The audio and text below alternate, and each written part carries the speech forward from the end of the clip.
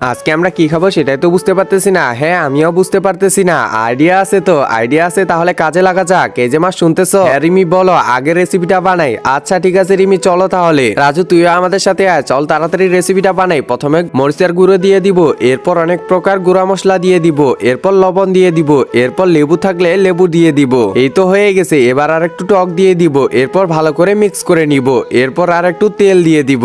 এই তো হয়ে গেছে। এবার এটাকে সুন্দর করে চিকেনের মধ্যে মাখতে লাগবে। এই তো এটাও কমপ্লিট হয়ে গেছে। চল রাজু আমরা দেখে আসি এবার মা কি করতেছে। এবার এই যে চুলার মধ্যে এই লোহাটা দিতে লাগবে। একজন মা কতটা আপন হয়ে থাকে যার মানেই তাকে জিজ্ঞাসা করে দেখো। তো দেখা যাক বন্ধুরা, এই মায়ের জন্য কে ভিডিওটিতে লাইক এন্ড সাবস্ক্রাইব করে, আর যারা মাকে ভালোবাসো না তারা ভিডিওটি থেকে দূরে থাকো। এরপর চিকেনটা এটার মধ্যে রাখতে লাগবে, এটা ঢাকনাটা এরপর লাগিয়ে দিব, এরপর কিছুক্ষণ অপেক্ষা করতে লাগবে। এই তো আমাদের চিকেন কমপ্লিট হয়ে গেছে। চলো মা তাড়াতাড়ি খেয়ে টেস্ট করে দেখি। হ্যাঁ হ্যাঁ খাবো তো, কিন্তু আমরা খাবো রুটি দিয়ে। আচ্ছা মা আমাকে দাও আগে, আমি খেয়ে টেস্ট করে বলি। আর এটা তো সেই হয়েছে। হ্যাঁ মা, এটা অনেক টেস্ট করতেছে।